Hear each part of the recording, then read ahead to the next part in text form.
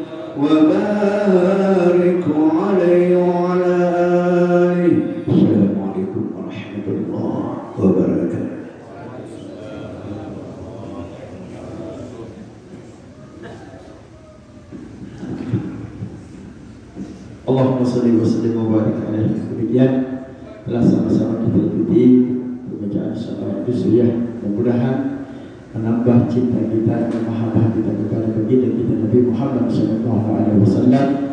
Berharap kita semua biasa mendapatkan rahmat, berkah dan juga syafaat di yaumil qiyamah. Amin ya rabbal alamin. Jamaah hadirin Majlis Taklim Al-Fadriyah yang saya muliakan, tentu pada kesempatan ini menurut jadwal yang akan mengisi taklim kita pada pagi ini Al-Mukarram wal Muhtaram Bapak Ki Haji Robi Dongka berhubung miskomunikasi karena beliau tidak membawa HP, jadi tidak bisa dihubungi entah sampai di mana beliau, jadi HP masih ada di rumah. Oleh karenanya untuk mengisi taklim pada kesempatan pagi ini kami mohonkan kesediaannya guru kita Muhtaram Ustaz Bapak Abdul Rahman S.Agil, kepada beliau kami persilakan dengan segala hormat. Sallu ala Muhammad.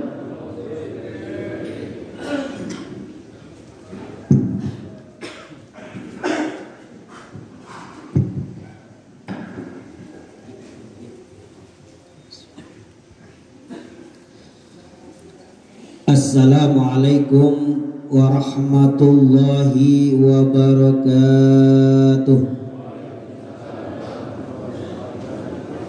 Alhamdulillahi rabbil alamin, wal aqibatu lil muttaqin, wala udwana illa 'alal zalimin. Asyhadu an la ilaha illallah al-malikul haqqul mubin, wa asyhadu anna Muhammadan abduhu wa rasuluhu al-mab'usu rahmatan lil alamin.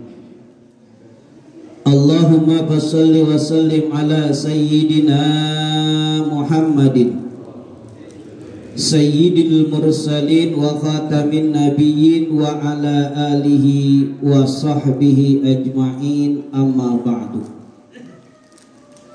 Hadirin mukarramin, para alim ulama, para asyatid, para hujjah, para tokoh masyarakat, wabil khusus yang kami hormati Ketua Subuh Gabungan Al-Fajriyah Ustaz Nizar Salim, yang kami hormati segenap pengurus DKM dan masjid yang tergabung dalam Subuh Al-Fajriyah, teristimewa orang tua kami Bapak Haji Abdullah DKM Masjid Al-Muhajirin, dan juga para asatid yang lainnya yang saya tidak sebutkan satu persatu, insyaallah tidak mengurangi rasa takzim dan hormat saya.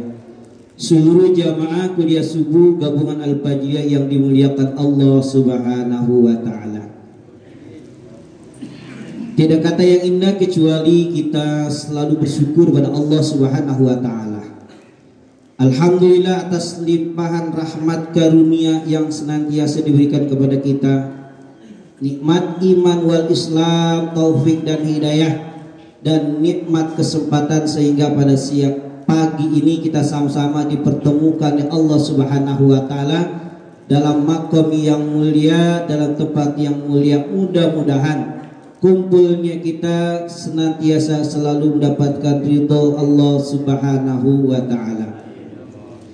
Salawat teriring salam terhatur kepada ta'ala alam Nabi besar Muhammad sallallahu alaihi wasallam, pada keluarganya, para sahabatnya, dan tentu kita segenap umatnya yang senantiasa selalu menjunjung akan ajarannya.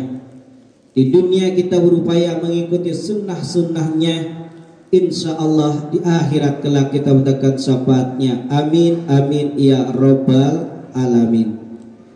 Hadirin yang dimuliakan Allah Subhanahu wa ta'ala, mohon izin pada kesempatan ini ilmu daripada nganggur ganjel, mudah-mudahan yang Al-Fakir sampaikan ada manfaatnya untuk diri Al-Fakir dan umumnya untuk kita semua. Amin ya rabbal alamin. Ikhlas Pak? Ridho? Alhamdulillah. Bapak Ibu sekalian, tak terasa kita sudah memasuki bulan Sya'ban, betul ya? Di mana bulan Rajab, bulan Syahrullah, bulan Allah telah kita tinggalkan. Mudah-mudahan di bulan Rajab tersebut istighfar kita, taubatan kita diterima oleh Allah Subhanahu wa ta'ala, sehingga kita hablum minallah, kita semakin dekat dengan Allah Subhanahu wa ta'ala. Dan sekarang kita sudah memasuki bulan Sya'ban, di mana bulan Sya'ban asy-Sya'ban asy-Syahri, bulan Sya'ban ada bulanku, kata Nabi besar Muhammad sallallahu alaihi wasallam. Dan sesaat lagi kita akan memasuki bulan yang mulia, bulan suci Ramadan, di mana bulan Ramadan syahrul ummati, bulan kita. Alhamdulillah, kita sebagai orang-orang yang beriman telah mempersiapkan diri untuk menyambut bulan suci Ramadan. Oleh karena itu, yang apa yang harus kita persiapkan untuk menyambut bulan suci Ramadan? Bulan Rajab kita awali dengan kita beristighfar pada Allah Subhanahu wa ta'ala. Bulan Sya'ban ini, kalau nggak salah minggu yang lalu, 2 minggu yang lalu telah dibahas bagaimana di bulan Sya'ban ini kita persiapkan untuk kita hablum minan nas. Jangan sampai diantara kita ada salah dengan manusia. Dengan siapa? Dengan tetangga kita. Ini kadang-kadang kita sama tetangga tidak akur, jangan sampai. Terlebih dengan saudara kita, terlebih lagi dengan orang tua kita. Sudah dibahas sama guru kita kalau Ustaz Agus Rahmat. Kita persiapkan di bulan suci Ramadan, yang mana bulan yang mulia, yang mudah-mudahan usia kita sampai. Amin. Ada jaminan nggak usia kita sampai kepada bulan suci Ramadan? Nggak ada. Makanya kita doanya alhamdulillah, Allahumma barik lana fir Rajab wa Sya'ban wa ballighna fira. Sampaikan usia kita bulan suci Ramadan. Sebab banyak saudara-saudara kita yang tahun lalu bisa menjalankan puasa bulan suci Ramadan, bisa sholat tarawih, tapi saat ini sudah enggak ada. Kita juga nggak tahu, walaupun cuma beberapa minggu lagi usia kita nggak tahu. Maka kita selalu berdoa pada Allah Subhanahu wa ta'ala. Apa yang harus kita persiapkan? Yang pertama, persiapkan iman kita kepada Allah Subhanahu wa ta'ala. Betul nggak? Karena panggilan Ramadan adalah panggilan iman. Ya ayyuhallazina amanu kutiba alaikumussyam. Wahai orang-orang yang beriman, imannya yang mantap. Kadang-kadang, mohon maaf, kalau bapak-bapak mah jarang mikirin, ibu-ibu dari sekarang yang dipikirin udah baju lebaran kan? Betul banget? Iya, sekarang alhamdulillah Pak, di pasar-pasar saya udah lihat baju koko yang biasa mah susah, sekarang mah masya Allah udah ngegelantung semuanya. Betul nggak? Itu bakat apa tuh? Bakat nyiapin lebaran. Hajatannya belum, tetapi persiapannya luar biasa. Kita puasanya belum, tetapi menyambut kemenangannya luar biasa. Itulah hebatnya Indonesia. baju koko udah wah luar biasa. Ya di kita juga ada Ustaz Edward, ya nggak apa-apa, silakan persiapkan diri kita. Tapi yang terpenting adalah keimanan kita kepada Allah Subhanahu wa taala. Mampukah kita mengisi bulan suci Ramadan dengan penuh dengan keimanan? Karena jangan sampai puasa itu kan ada tingkat-tingkatan. Jangan sampai kita termasuk puasa yang awam nanti. Puasa awam cuma dapat lapar dan haus, mampu cuma dapat puasa yaitu menahan lapar dahaga aja. Itu saya rasa anak kecil juga mampu, betul enggak? Ya kan? Anak kita yang usia 4 tahun kadang-kadang sudah mampu puasa dari pagi sampai sore. Yang sudah tamyiz sudah mampu puasa walaupun sah. Tapi untuk kita, masya Allah, yuk sama-sama kita tingkatkan puasa minimal khawas, puasa yang khusus. Selain kita mampu nahan lapar dan dahaga, tapi bisa mengendalikan hawa nafsu kita. Betul apa enggak? Apalagi zaman sekarang nih godaannya luar biasa. Kalau kita tidak bisa mengendalikan hawa nafsu kita, maka sia-sia puasa kita, cuma sekedar dapat lapar, dahaga dan lain sebagainya. Maka persiapkan iman kita kepada Allah Subhanahu wa taala. Yakinkan bahwa apa yang Allah berikan kepada kita adalah yang terbaik untuk kita. Betul enggak? Kan mana iman itu kan iman yazidu wa yanqus. Iman itu kadang-kadang naik, kadang-kadang turun. Nah kuliah subuh juga sama, kalau lagi mantep banget kuliah subuh sendiri juga berangkat baik. Coba kalau lagi kendor. Betul banget Pak? Lagi kendor ada itu godaannya, males lah dan lain sebagainya. Itu namanya iman kita lagi yanqus. Kalau lagi mantep banyak kena gerimis, hujan, pakai jas hujan. Tapi kalau lagi iman kita lagi yanqus, lagi apa? Lagi kurang, masya Allah. Jangankan hujan, jangankan enggak hujan aja udah malas aja bawaannya. Itu tanda-tanda iman kita lagi yanqus. Sama ketika sholat jamaah juga sama, gampang ukurnya keimanan kita. Kita bisa introspeksi keimanan kita. Makanya iman itu yazidu wa yanqus. Kita pupuk Pak. Kita pupuk iman kita kepada Allah Subhanahu wa taala. Ibarat pohonan, ya. Pohonan kalau nggak pernah disiram, kira-kira bakal lama-lama layu atau tidak? Layu. Nah begitu iman kita. Makanya alhamdulillah dengan wasilah, dengan subuh al-fajriyah meningkatkan kualitas iman kita kepada Allah Subhanahu wa taala. Pak, walaupun kuliah subuh ini segini banyaknya, kita nggak perlu bangga. Apa sebabnya? Inilah orang-orang pilihan. Kenapa saya katakan orang pilihan? Susah kita untuk bangun subuh, godaannya luar biasa.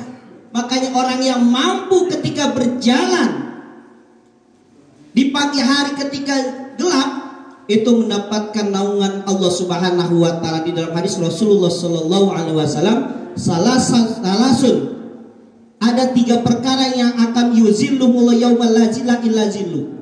Ada 3 perkara yang akan mendapatkan perlindungan Allah di mana hari itu tidak ada perlindungan. Yang pertama al-mutawadi bil makarih. Ketika kita berwudu di dalam tempat-tempat yang dalam keadaan bagaimana keadaan kita itu lagi nggak enak, lagi dingin.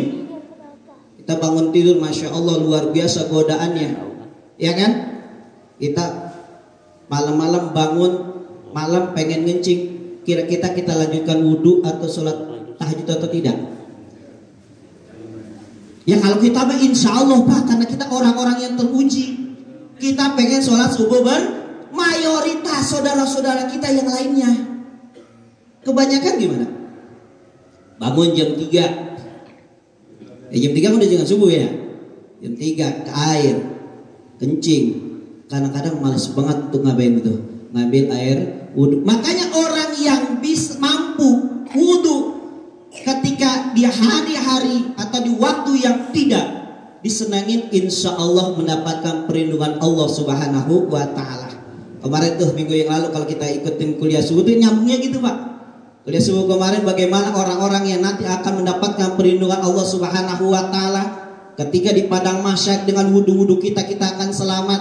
Ketika melewati jembatan Shiratal Mustaqim itu yang akan selamat karena kita mencuci kaki kita dan kita berdoa pada Allah Subhanahu wa taala. Ketika mendapatkan timbangan dari Allah Subhanahu wa taala, insyaallah kita mendapatkan dari tangan kanan kita karena kita selalu berdoa pada Allah Subhanahu wa taala dengan wudu kita. Tuh, makanya iman kita, kalau iman kita mantap pada Allah Subhanahu wa taala, insyaallah kita akan mendapatkan perlindungan Allah Subhanahu wa taala. Yang kedua di antaranya yang akan mendapatkan perlindungan Allah Subhanahu wa taala yaitu berjalan menuju masjid indaz zulam dalam keadaan gelap. Ngapain? Ke masjid. Salat berjamaah. Makanya masjid itu, Pak, dulu pernah ketika saya bangun masjid sama-sama dengan jamaah di Masjid Riyadhus Shalihin yang di Jublegan, Pak. Itu kan akses jalannya kagak ada. Betul enggak? Makanya dulu ada tawaran kuliah subuh, saya kagak mau dulu. Kenapa? Akses jalan yang kagak ada. Ada yang berpendapat seorang insinyur, Ustaz, ini masjid kalau pengen rame jalannya harus bagus dulu. Emang kenapa? Ibarat developer ya gitu kan. Developer itu orang daya jualnya akan bagus kalau jalanannya ada. Saya jawab, Pak, yang namanya masjid bukan harus ada jalanan atau tidaknya, tetapi ada imannya atau tidak. Udah datang belum? Alhamdulillah udah datang. Ya, yang namanya masjid bukan karena akses jalannya, tetapi imannya. Tapi alhamdulillah Pak, Masjid Riyadhus Shalihin walaupun jalannya muter, nih ada jamaahnya yang istiqomah yang selalu kuliah subuh, Pak. Jalannya muter dulu, Pak.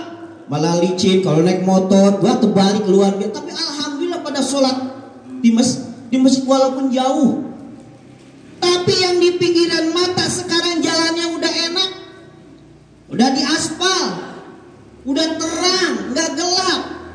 Tetapi yang di pinggir mata, Kiai, ayo Kiai. Mohon maaf ya. Di pinggir mata tetap aja yang namanya masjid mah orang-orang yang imannya tebal. Makanya panggil kata Allah Subhanahu wa taala, innama ya'muru masajidallah man amana billah. Saya jawab dengan jamaah waktu itu, ada saksinya jamaah ada. Saya bilang orang yang mau ke masjid itu bukan jalannya yang bagus, tetapi imannya yang kuat. Walaupun kagak ada jalan paribahasan, naik dulu gitu ya. Kalau imannya mantap karena pengen sholat berjamaah di masjid pasti mampu, insya Allah. Mungkin ini saja yang saya sampaikan. Mudah-mudahan kita termasuk orang yang beriman pada Allah Subhanahu wa taala dan kematian kita dalam keadaan husnul khatimah. Billahi taufiq wal hidayah. Wallahu muwaffiq ila thoriq. Wassalamualaikum warahmatullahi wabarakatuh.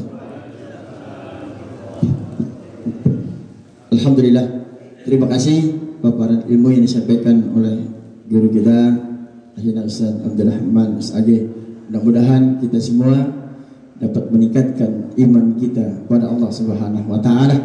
Sebab memang di bulan-bulan ini kita dituntut untuk meningkatkan imun, yaitu kesehatan, dan tentunya lebih penting adalah iman. Mudah-mudahan dengan pagi ini kita berharap semoga Allah berikan rahmat untuk meningkatkan iman kita pada Allah Subhanahu wa taala. Amin ya rabbal alamin. Alhamdulillah, kami ucapkan ahlan wa sahlan, selamat datang pada guru kita Kiai Bapak Kiai Haji Robi Dongkal. Alhamdulillah beliau hadir. Mungkin sedikit kater kali Kiai ya. Terima kasih. Marilah sama-sama kita dengarkan ceramah agama yang kedua yang akan disampaikan oleh guru kita Al-Mukarram Bapak Kiai Haji Robi Dongkal. Pada beliau kami persilakan dengan segala hormat. Sallu ala Muhammad.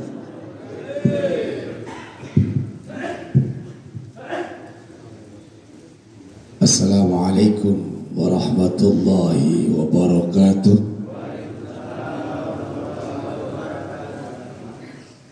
Alhamdulillah, wassalatu wassalamu ala rasulillah. La hawla wa la quwwata illa billah. Allahumma salli wa sallim ala sayyidina Muhammadin Nabiyil mursalin wa imamil muttaqin wa ala alihi wa sahbihi ajma'in, amma ba'du.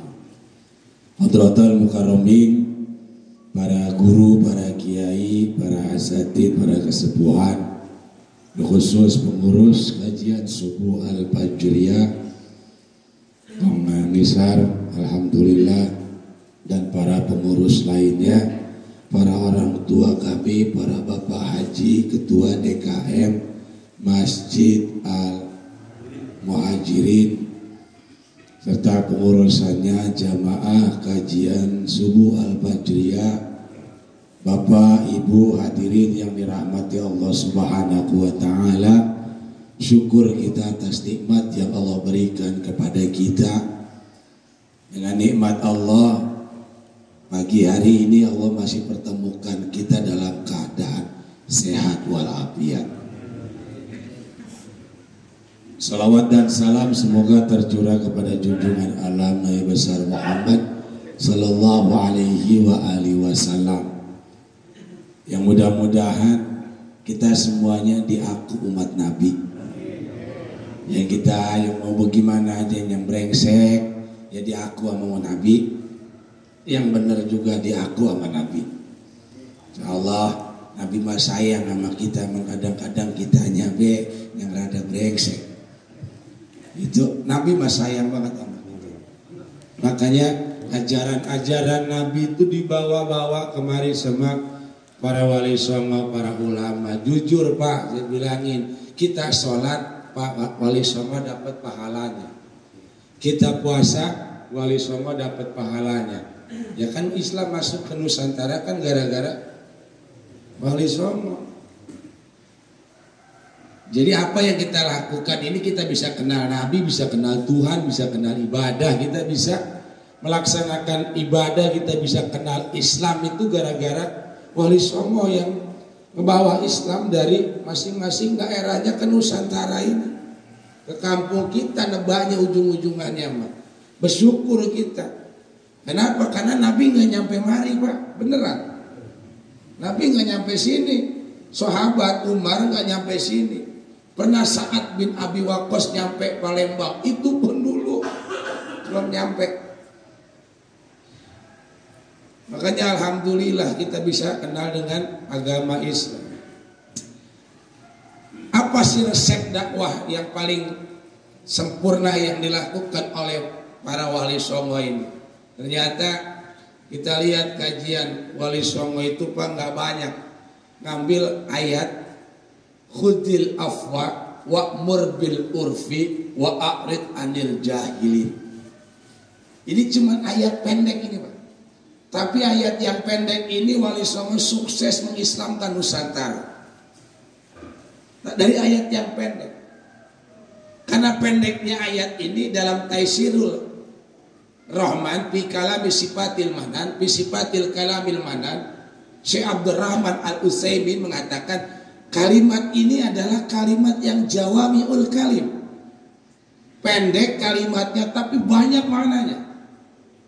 Khudil afwa, maafkanlah. Wa'mur bil urfi, perintahkan terhadap yang ma'ruf. Bukan yang khair, tapi yang ma'ruf. Wa'arid anil jahilin, berpalinglah dari perbuatan yang bodoh. Khudil afwa, maafkanlah, ini ada 5 perkara. Yang pertama, kata Syekh Abdurrahman, bahwa khudil afwa, maafkanlah ini, terima kaummu apa adanya. Suksesnya wali songo itu menerima kaum apa adanya. Ini Islam ini sebenarnya masuk ke Nusantara itu abad ke-7 Masehi. Jadi kalau abad ke-7 Masehi itu Pak, tahun 1 Hijriah, abad 1 Hijriah, tahun 90 sampai tahun 100 Hijriah. Dari mana ini masuknya? Diketahuinya Ibnu Abdirabbi dalam kitab Al-Aqdul Farij, beliau mengutip surat yang ditulis oleh Raja Indrawarman, Raja Sriwijaya dari dinasti Dapuntahiyang. Dia tulis dan ada kitabnya. Itu kutipannya begini. Dari raja di raja yang merupakan yang keturunan 1000 raja, yang permaisurinya keturunan 1000 raja, yang wilayahnya terdapat 1000 pulau, yang setiap pulau terdapat 1000 gunung, dan setiap gunung terdapat sungai-sungai yang mengalir, yang armada perangnya 1000 kapal, yang di dalamnya ada 1000 kandang, yang kandangnya 1000 gajah. Untuk raja Arab yang tidak menyembah dewa-dewa selain satu Tuhan. Dengan ini aku kirimkan berbagai hadiah sebagai tanda persahabatan. Oleh karena itu, kirimkan seseorang yang mengajarkan Islam kepadaku. Surat ini dikirim oleh Indrawarman kepada Umar bin Abdul Aziz. Khalifah Umar bin Abdul Aziz itu abad pertama Hijriah. Hijriah abad pertama. Kalau abad pertama Hijriah berarti 700 Masehi. Itu Islam sudah ada di ibu kota Palembang. Indrawarman ini melihat pedagang-pedagang Islam yang akhlaknya bagus, akhlaknya mulia, sehingga dia tertarik dengan Islam. Kemudian dia kirimkan surat minta didatangi pendakwah-pendakwah dari Arab untuk mengajarkan Islam kepada Indrawarman. Bahkan dikutip oleh Ibnu Abdi Robi, Indrawarman itu sudah Islam karena di bawahnya ada tulisan dari sahabat, dari saudara Islammu. Abad ke-7, cuman ini gagal. Abad ke-7 ini gagal karena ada kudeta dari dinasti Dapuntahiyang Sriwijaya Naga ini yang sudah berkuasa 100 tahun, dikudeta oleh bangsa Sailendra. Itu yang punya Borobudur. Itu kudeta. Itu abad ke-7. Jadi beberapa abad kemudian, abad ke-14 datang, 1410 datang lagi tuh yang namanya Ibrahim, Maulana Malik Ibrahim. Dakwahnya nggak banyak. Maulana Malik Ibrahim itu, beliau datang ke Nusantara tahun 1410 Masehi. Dari mana beliau ini? Dari Azerbaijan. Dari Azerbaijan beliau belajarnya di Mesir, belajar pertanian dari Palahin, petani-petani Mesir yang ada di pinggiran Sungai Nil. Datang ke Nusantara. Dari mana datang Nusantara? Karena baca kitabnya Ibnu Battuta Ar-Rihlah. Ibnu Battuta udah nyampe ke Nusantara. Di dalam kitab Ar-Rihlah itu ada keterangan bahwa di ujung timur dunia ini ada pulau yang bagus namanya Sumatera. Maksudnya samudra Pasai maksudnya. Maksudnya samudra. Cuman Ibnu Battuta itu tulisannya sin mim to ro. Jadi Sumatera. Yang kalau kita kenal sekarang Sumatera. Begitu sampai di Sumatera, ini Sumatera bagus, ada pohon banyak, gunung banyak. Dilihat Nusantara ini gunung banyak, persis dengan Andalusia. Maka dia tulis ini seperti Andalusia. Makanya di Sumatera ada pulau Andalas. Pergi ke ujung timur lagi, dia lihat ada orang yang nggak pakai baju, ada namanya Jaziratul Uriyan. Jaziratul Uriyan yang kita kenal sekarang Jazirah Irian. Karena situ orangnya pada telanjang, dibilang Jaziratul Uriyan. Ada seberang laut di Pulau Wetan disebut Al-Jawa. Al-Jawa itu daerah yang banyak padinya. Al-Jawa. Dari situ datanglah mereka kemari dari masa Maulana Malik Ibrahim tahun 1410. Datangnya Pak, nggak langsung bikin pesantren, nggak langsung bikin majelis talim. Ustadz pulang dari pesantren langsung bikin majelis talim, langsung bikin majelis talim, langsung bikin musola, ngajar ngaji. Enggak, Ibrahim Ibrahim ini nggak ngajar ngaji, dia bikin apa? Pertanian. Makanya Maulana Malik Ibrahim itu guru pertanian pertama di Nusantara. Itu hebatnya. Dilihat kaumnya, oh kaumnya begini, yang dibutuhkan oleh kaumnya lagi begini. Karena Majapahit lagi itu lagi kerajaan Nusantara tuh Majapahit lagi goyang. Makanya kurang pangan, kurang makan, kurang bahan panganan. Lihat sawah rusak semuanya, nggak ada makanan. Akhirnya Maulana Malik Ibrahim bikin pertanian. Yang pertama kali dibikin pertanian. Makanya Maulana Malik Ibrahim ini mendapatkan gelar Wong Agung Gresik. Hebatnya. Lah dari situ pertanian, datang lagi temennya. Ini abad ke-14, Wali Songo itu nanti abad ke-15. Datang lagi temennya yang kita kenal dengan Ibrahim